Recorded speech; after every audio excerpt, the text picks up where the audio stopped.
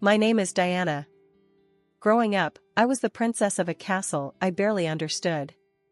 My parents, bless their souls, had more money than some countries, but they made sure I knew the worth of every penny. Money talks, but wisdom listens, Dad would say, and Mom insisted on me knowing how to budget before I even knew how to properly spell luxury. Life was a fairy tale until it wasn't. At 12, their private jet crashed, and my fairy tale turned into a stark reality overnight. Grandma took me in. We lived in a modest house far removed from the opulence I was used to. It was a different kind of life, one where luxury was in the love and care, not the material. My inheritance was a distant promise, locked away until I turned 25. So, I adapted, learned, and thrived under Grandma's guidance. College was my escape and my grounding. That's where Alex came into the picture.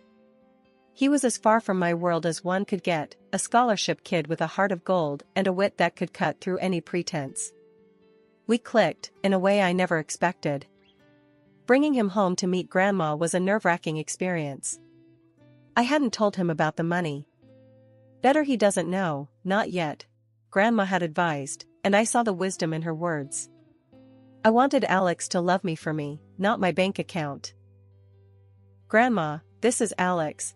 I introduced them, my stomach in knots. Nice to meet you, ma'am, Alex said, extending a hand that Grandma shook warmly. Sit, Grandma gestured, her eyes twinkling as she took in Alex's nervous posture.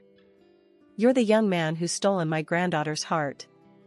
Alex blushed, a sheepish grin spreading across his face. I guess you could say that, ma'am. We sat down, and the conversation flowed more easily than I dared hope. Grandma shared stories of my parents, of me as a child, stories that made Alex laugh and look at me with a warmth that made my heart swell. You've got a good one here, Grandma said, nodding towards me but looking at Alex. Takes after her mother, strong and kind. But don't you let her fool you, she's got a bit of mischief in her too. I can see that, Alex chuckled, squeezing my hand under the table. The evening went on, filled with laughter and shared stories. Alex fit into our world like he was always meant to be there.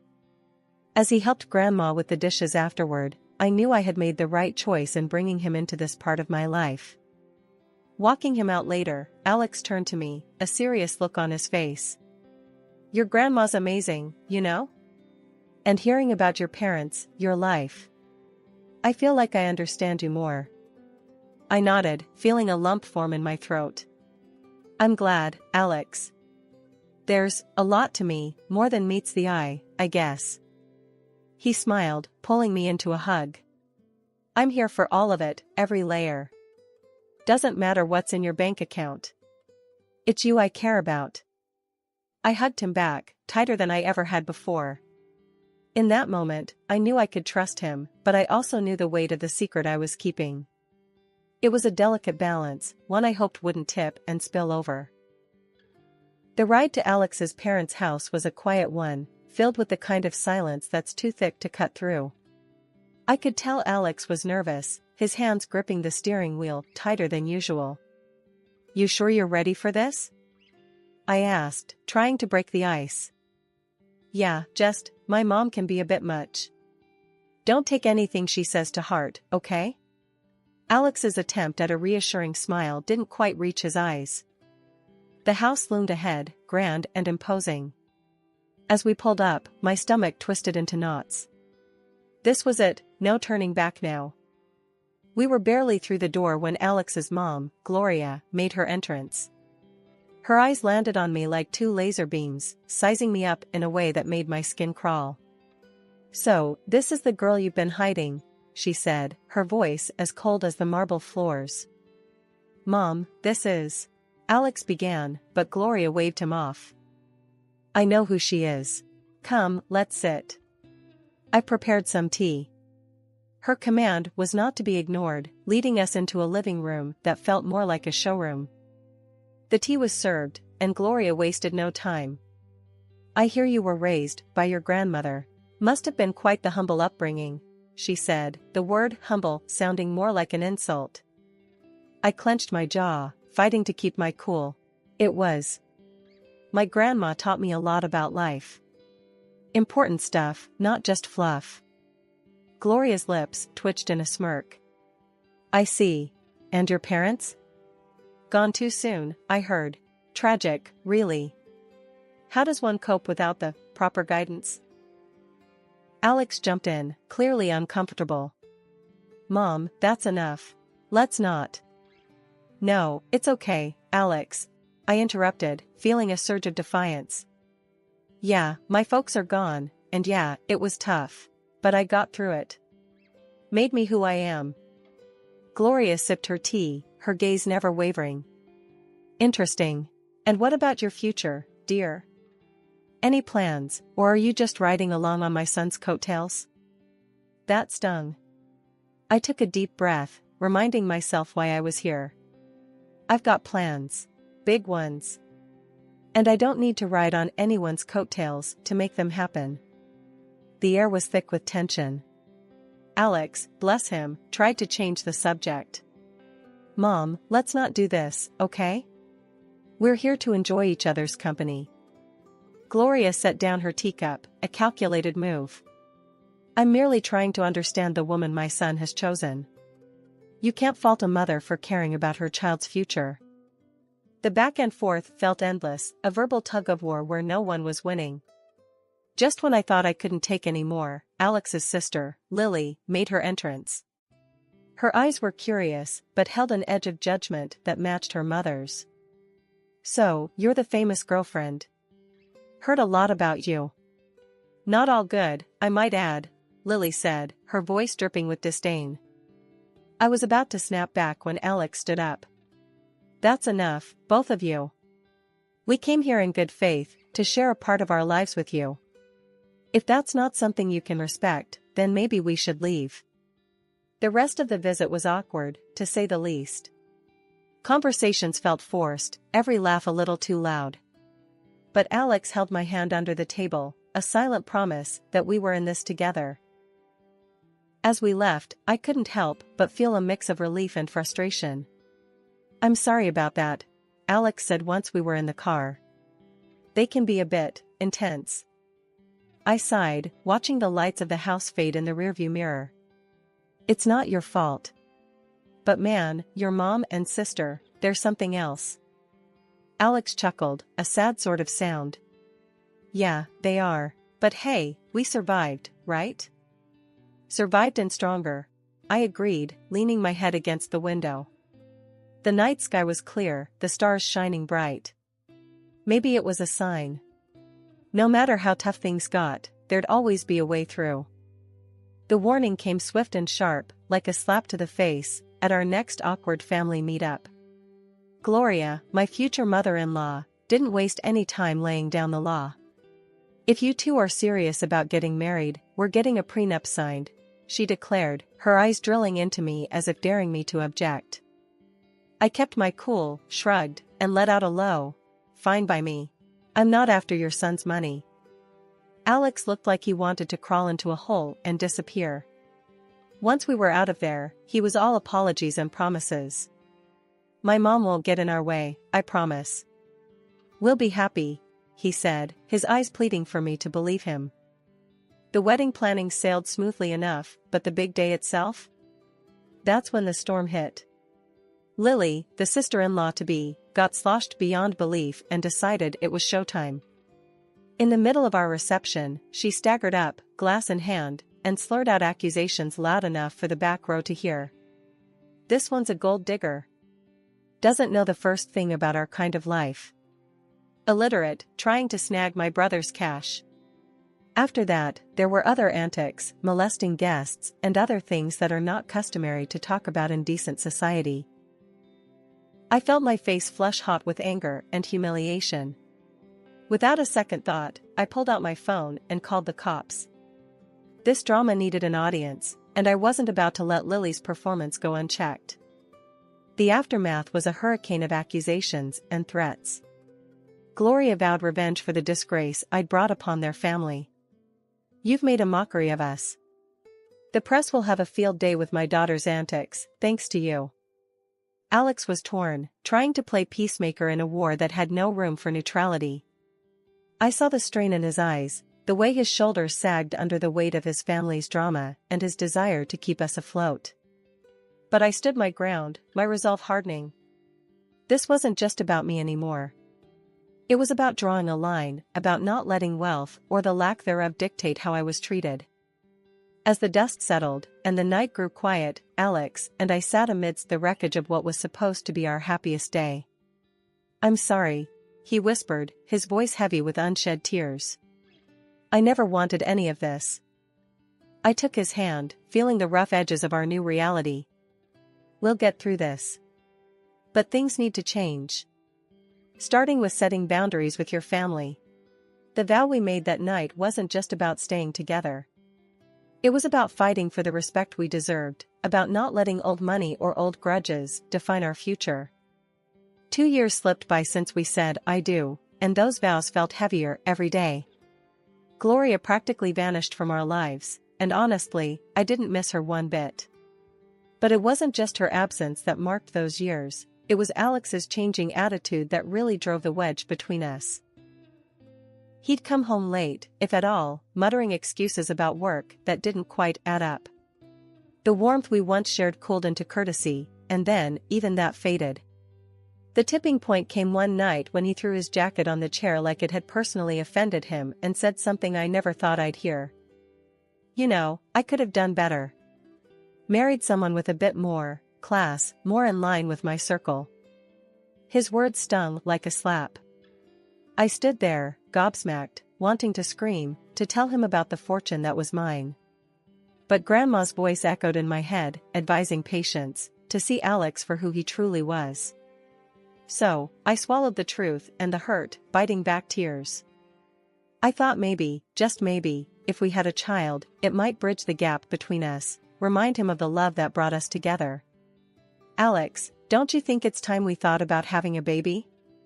It could bring us closer," I ventured one evening, hoping to spark something of the man I fell in love with. His reaction was like a cold shower. "A baby? Now? Don't be ridiculous. We're not ready for that. Not by a long shot." That conversation shut me down. It wasn't just the refusal, it was the disdain, the way he made it clear that what I wanted, what I thought could save us, was nothing but a foolish fantasy. Days turned into weeks, and those weeks into months of silence, of living side by side but not together. Each rude remark, every late night, added another brick to the wall between us. I confided in Grandma, poured my heart out over cups of tea that had gone cold before I could finish them.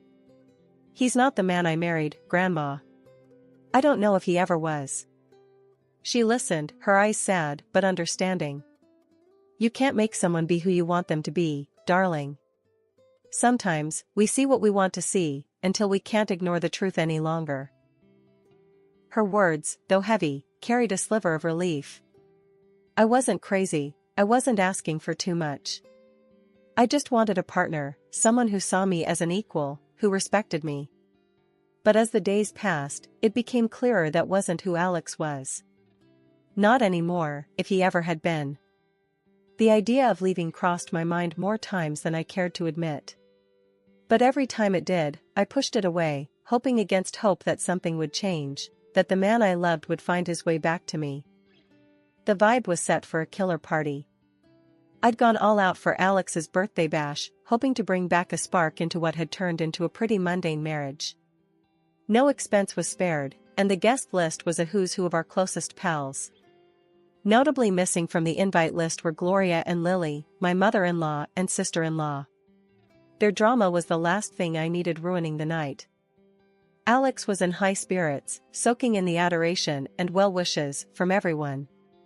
For a moment, it felt like we were back in the honeymoon phase, all laughter and inside jokes. But that bubble burst the second Gloria and Lily crashed the party, uninvited but clearly expecting to be welcomed. Turns out, Alex had gone behind my back and invited them, hoping to avoid any family fallout. Their presence turned the atmosphere tense. Lily, in true form, made a beeline for the booze, dressed in an outfit that screamed "look at me," and not in a good way. Gloria's snide remarks flew under the radar, each one a veiled jab at me or our marriage. As the night wore on, Lily's antics escalated. Fueled by champagne and a need to be the center of attention, she started a rant about me not fitting into their family, how I was unworthy of their name. It was a mess, and Alex was nowhere to be found, too busy playing the good son to notice the circus unfolding. The climax of the evening was when Lily, a few sheets to the wind, decided to air out some dirty laundry. Waving around some documents, she slurred out insults, each word a knife. The spectacle ended with her stumbling into the pool, documents flying everywhere. I rushed over, more out of curiosity than concern, and gathered the scattered papers. My heart sank as I pieced together what they were. Divorce papers. Signed. By Alex.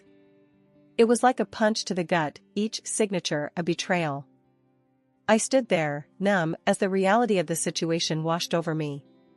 My husband, the man I had vowed to spend my life with, had decided our journey was over without so much as a word to me. The party around me faded into a blur as I clutched the documents, Alex's signature glaring up at me, confirming what I didn't want to believe. This wasn't just a party to remember, it was the end of everything I thought we had.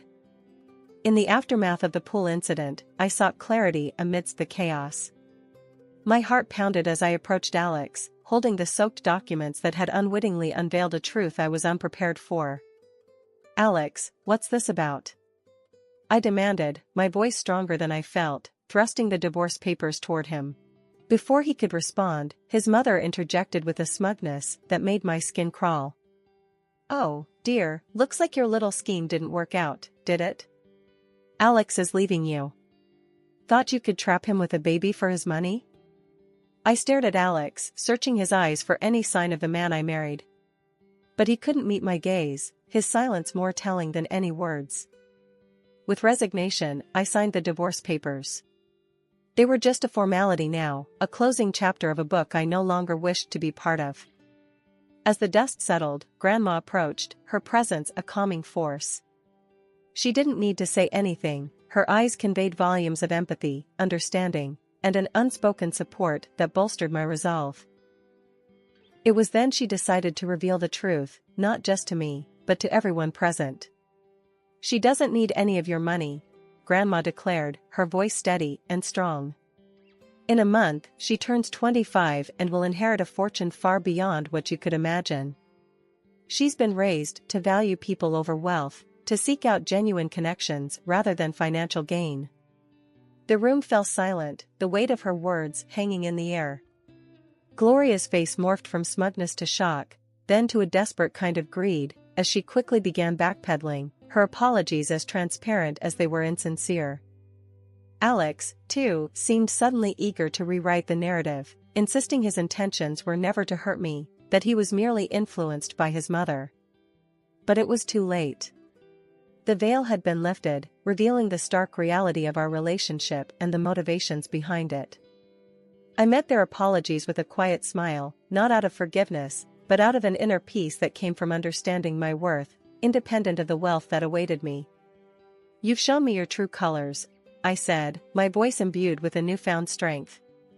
"As for surprises, well, I prepared another one for you." And at that moment, a loud honk echoed through the tension. Outside, a sleek, luxury car rolled up to the gate, the one I had secretly bought for Alex as a surprise. The irony wasn't lost on me. I couldn't help a bitter laugh as I excused myself, stepping outside to confront the final act of this drama. There it was, the epitome of luxury on four wheels, a symbol of the love I thought we shared, now just another piece in the game of pretense and betrayal. Without a second thought, I slid into the driver's seat, the leather cool and unyielding beneath me, much like my resolve. Grandma, ever my rock, joined me, her presence a silent testament to the strength and dignity that ran in our blood. Turning to face the house, I saw Alex and his mother at the door, their expressions a mix of confusion and awe. "Everything from now on goes through my lawyer," I called out to them, my voice clear and devoid of the warmth it once carried. "And don't worry about my stuff. I'll have a courier pick it up." Their faces, once smug and self-assured, now painted a picture of realization and loss. Not just of the wealth they coveted, but of the person they underestimated. With that, I turned the key, the car's engine purring to life, a sweet sound that promised freedom and new beginnings. Grandma and I shared a look, a silent agreement that this was the first step toward a future unburdened by deceit and manipulation. After the revelations and dramatic exits, the air seemed clearer, as if the truth had not only unveiled the greed and deceit but also cleansed the path ahead. It wasn't long before the first test of my newfound resolve came knocking, or rather, calling. The phone rang, its shrill tone slicing through the calm like a knife. On the other end was none other than Lily, her voice dripping with an unfamiliar sweetness. "Hey, I just wanted to, clear the air between us. We're practically the same age, right? We could be friends." I couldn't help but let out a short, disbelieving laugh. The contrast between this sugary tone and her usual disdain was stark. "Friends?" I echoed, the word feeling foreign. "You mean like how friends don't badmouth each other at parties or try to humiliate them in front of everyone?" There was a pause, a moment where I imagined I could hear the cogs turning in her head as she searched for a response. "Well, water under the bridge and all that," she attempted feebly. "Water into the pool, you mean?" I shot back, unable to resist the jab. The silence that followed was telling. It was clear that my refusal to play along had derailed her plans. "Fine, be that way," she snapped, her veneer of niceness crumbling away. "You'll regret this." I hung up, feeling a mix of amusement and sadness. It was a stark reminder of the facades people wear and the lengths they'll go to when faced with the consequences of their actions. The temptation to retaliate was there, a nagging thought in the back of my mind. I posted a video on social media of her falling into the pool. It went viral like wildfire. Within an hour, 1,000 people had liked it. My sister-in-law was internet famous. She tried to call me, demanding I take it down, but I just blocked her. I'm done with her fake sweetness and her nasty attitude. A week after that, my phone rang with a number I knew all too well. It was Gloria, her voice unnaturally sweet, offering an olive branch she hoped I'd grasp. "Let's put the past behind us. For Alex's sake, can't we reconcile?" she suggested, as if the wounds were mere scratches that could heal with a band-aid of words. "No, Gloria. That ship has sailed," I replied, firm but not unkind. There was no anger in my voice, just a resolute peace. "I wish Alex well, but our paths are diverging. I'm looking forward, not back." Not long after, Alex made his own attempts at a reunion. One morning, I found a bouquet of flowers at my doorstep, the card bearing a simple "I'm sorry, please come back" message. The sight of them sparked more anger than affection. Without a second thought, I tossed them into the trash. His efforts didn't stop there. He tried to visit, showing up unannounced with the hope of talking things through. But I wasn't the same person he left behind. His presence, once a source of comfort, now felt like an intrusion. One evening, as he made yet another uninvited appearance, I met him at the door, with a resolve as hard as steel. "If you don't stop this, I'm going to the police," I warned, my voice steady and firm. "Your apologies can't undo what's been done. It's over, Alex. Really over." The gravity of my words finally seemed to reach him.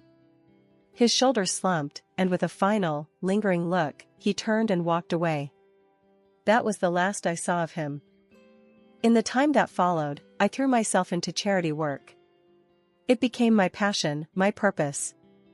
Helping those truly in need, connecting with people who valued kindness over wealth, brought me a joy I hadn't known was missing. Living with Grandma, I found peace in our quiet routine. We'd sit and plan our next project, our next way to make a difference. It was during these moments I realized this was where I was meant to be. I had no illusions about the road ahead. It would be fraught with challenges, perhaps even heartache. But I also knew it would be filled with joy, with moments of unbridled happiness and the kind of love that enriches the soul. And so, I live my life looking forward, not back. I work, I help, and I hope. I believe in a future where I'll find true love, not defined by wealth or status, but by genuine connection. And yes, one day, I'll have those 3 beautiful children I dream of. But for now, I'm content. I'm building a life of purpose, surrounded by love that doesn't ask for anything in return. This isn't just the end of a chapter, it's the beginning of a whole new book. And I'm the one writing it.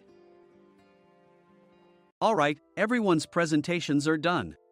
Nick, the manager, said as he tried to move the discussion forward. Excuse me, I haven't. I recently found out something.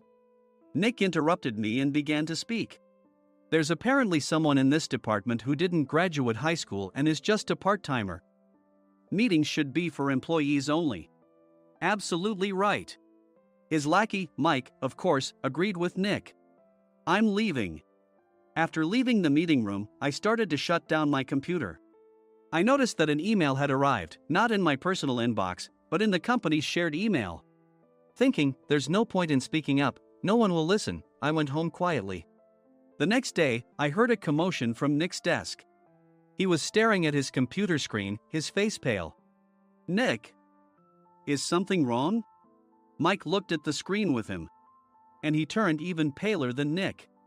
Why is he so angry? Knowing the reason for Mike's distress, I thought to myself, serves them right. My name is Adam. My mother passed away when I was in the 9th grade, and I was raised by my father. Well, you could hardly call it being raised. After my mother passed, my father changed. He drowned his sorrows in alcohol, and though he still went to work, he squandered our living expenses on horse racing. Because of that, I had to start working part-time as soon as I entered high school. Every month, I went to the convenience store with bills in hand that couldn't be auto-deducted from my father's account. Even though I endured it because I didn't want to be alone, I reached my limit in my 2nd year of high school and dropped out. I found a live-in job at a distant inn. Thank you for everything. The day I left home, my father, still staring at the TV, spoke. Take care. That was our last conversation. Back then, 18 wasn't the age of majority, so I needed my father's permission to work, and I couldn't hide my place of employment. Yet, my father never visited me even once. I kept working just to survive, and before I knew it, I was 42. Years of hard work paid off, and I was transferred to the headquarters. I was thrilled to be recognized by the company, as I thought I'd be working in the field until retirement due to my lack of formal education. Listen up. Our work can change the future of our employees. Don't drag us down. On my first day after the transfer, Nick, dressed in an expensive suit, spoke sternly. There was a reason for this. Our inn was located in a prominent tourist destination, known so well that everyone in the state could sing its commercial jingle. At its peak, we had 5 locations within the state. But that was long ago. Due to financial difficulties and aging facilities, only the place where I had worked for many years and the original establishment remained. I was prepared to lose my job anytime, but now there was a glimmer of hope. With the rise of social media, the tourist area where the inn was located started gaining attention again. Depending on how hard the sales department, where I was transferred, worked. We could either thrive or be forced to give up this prime location to the new hotel chains continuously popping up. For Nick, who had switched careers from another industry to strengthen our sales, this was a battle he couldn't afford to lose. I understood why he had to be strict. I will do my best. Nick sneered at my enthusiastic declaration. Did you not hear what I said? I'm sorry. I thought I was listening carefully. Out of habit from years of customer service, I apologized reflexively, though I had no idea what had offended him. Someone was watching me with a smirk. In this department, there are those who are expected to excel and those who have been shoved here because they have nowhere else to go. You are the latter. It was Mike, the section chief. He's 7 years younger, at 35. But he was called to headquarters much earlier than I was and had been moving around within the headquarters ever since. I'm not jealous, but I can't accept that he's my boss. Graduating from a prestigious university, he has an unusually high pride and caused many problems as a newbie, making things very difficult for me when I was the front desk leader. When I found out Mike was transferred to the sales department a month before me, I was disheartened. Mike is right. With just a middle school diploma, there's not much you can do. Don't even think about achieving results. As if I didn't exist, Nick remarked, I'm thirsty. Mike eagerly ran to the coffee maker. It seems Mike is Nick's lackey. I regretted being happy about my transfer to headquarters, wishing I had stayed on site forever. Send a direct mail to every company on this list by the end of the day. Nick only assigned me tasks that even a new graduate could handle. What? There are over 1,000 companies. You want me to send to all of them by today? Yes, if you and your fellow misfits split the work, even those with nowhere else to go should finish by today. I glanced at the employees typing away expressionlessly. They were worn out from customer service, only thinking about leaving on time, or were women reassigned after having children. With zero motivation for work. Even Sam, a new graduate from the same university as Mike, who was supposed to be among the expected achievers, had no enthusiasm for the job. Having joined the company wanting to do customer service. I don't care what they say, I plan to quit anytime, he said. Only Nick and Mike were highly motivated, making all the decisions between the two of them. I originally only wanted to work at the inn to survive and had no particular attachment to this job. I swallowed my words, thinking I had no right to reprimand them. About a month after the transfer, Nick told us with a frustrated look. To commemorate the 50th anniversary, we've decided to create a plan exclusive for one group per day. Originally, Mike and I were supposed to come up with it, but our president, Mr. Thompson, insists on hearing everyone's opinions. So, you all get a chance. As Nick explained, Mike began handing out prints. Make sure not to embarrass Nick. If your ideas are half-baked, you'll have to redo them. It seemed that they had printed his handwritten notes by Mr. Thompson, which included several questions and a section for free responses. It made sense why Nick had to seek our input, given that all responses had to be submitted to Mr. Thompson. We were given a week to think about it, and a meeting was scheduled to compile our ideas. My plan is to let guests enjoy both the old and modern America. Nick began the presentations. Guests would watch a master confectioner at a nearby traditional sweet shop make sweets in front of them. The welcome drink would be premium tea in a bottle. Nick's plan was certainly attractive. After his presentation, Nick called on us to present in the order we were seated. Just as I stood up for my turn. All right, everyone's presentations are done. Excuse me, I haven't. I recently found out something. Nick interrupted me. There's someone in this department who didn't graduate high school and is just a part-timer. He was likely talking about me. I joined the company as a part-timer and was made a full-time employee when I turned 20. That was 20 years ago, so Nick and Mike probably had no chance to know until recently. Meetings should be for employees only. Absolutely right. After that, Nick kept creating opportunities to solicit everyone's opinions, purposefully excluding me from speaking. The meeting unexpectedly heated up and went past the scheduled end time. A few people asked to leave, and the discussion continued with the remaining few. Still here? Normally, you'd leave in that situation. Though I had no attachment to the job initially, hearing kind words from customers made me want to make them happier. For someone like me, with nowhere to go, the inn was my home and customer service was my life. I felt pathetic about my current self. I'm leaving. I left the conference room and started shutting down my computer. I noticed an email had arrived, not in my personal inbox, but in the company's shared email. Thinking no one would listen to what I had to say anyway, I quietly went home. The next day, while preparing the DM as instructed, I heard a commotion from Nick's desk. In his haste to stand up, he hit his knee on the desk. He stared at his computer screen, his face pale. Nick! What's wrong? Mike, thinking he should be the first to rush over, approached Nick while still wearing his coat. He peered at the screen with Nick. And he turned even paler than Nick. Why is he so angry? Who is responsible for this company? Nick, more irritated than ever, asked, and Mike answered without checking.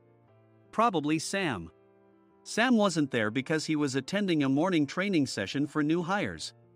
Nick gave up on getting angry and returned his gaze to the screen. They were looking at an email that arrived right after the end of the working day yesterday. Apparently, no one, including me, had checked it before leaving. The email was from a large company that used us for their annual employee trips. The president and executives of that company also frequently used our services personally.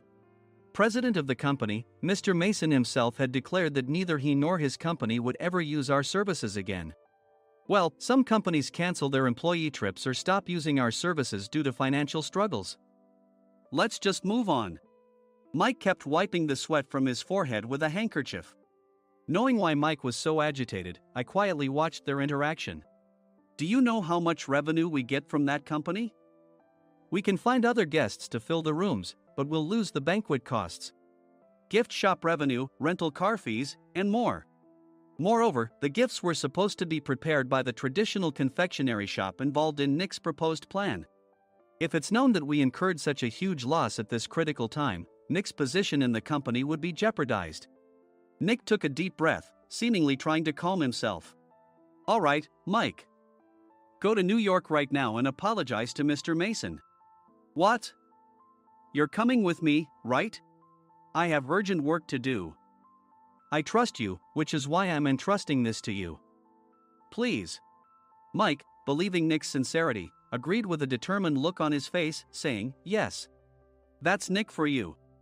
Even if Mike went to apologize, Nick would shift all the blame onto him if the client didn't change their mind. Well, it was Mike's fault to begin with, so it served him right. About 3 hours later, Sam answered a call from somewhere and repeatedly apologized, saying, I'm very sorry. Everyone watched to see what was happening. After ending the call, he informed Nick with a weary tone. When Mike arrived at the client's company, he only made things worse, further infuriating Mr. Mason. He was demanding, get his boss here immediately. It was no wonder Sam was exhausted, dealing with such a call right after returning from training. What is that idiot doing? All right, Adam, you're coming with me. If sacrificing Mike didn't work, then I must be next.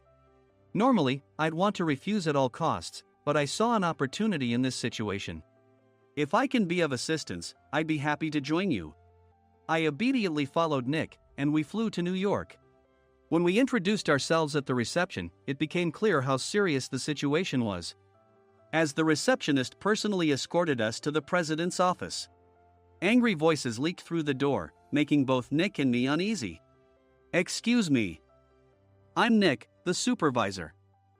I understand my subordinate has caused you trouble, and I deeply apologize. Nick, with his experience in the corporate world, knew enough to offer an apology before excuses. However, his customer service skills left much to be desired. I sighed as I saw Mike trembling like a small dog in the corner of the room. What kind of training are you giving your subordinates? Mr. Mason glared at Nick with a red face. The intensity of his gaze made even Nick take a step back. Regrettably, I joined this company only 2 years ago and was unaware of Mike's issues. I should have identified his shortcomings sooner. Indeed. I should have realized sooner.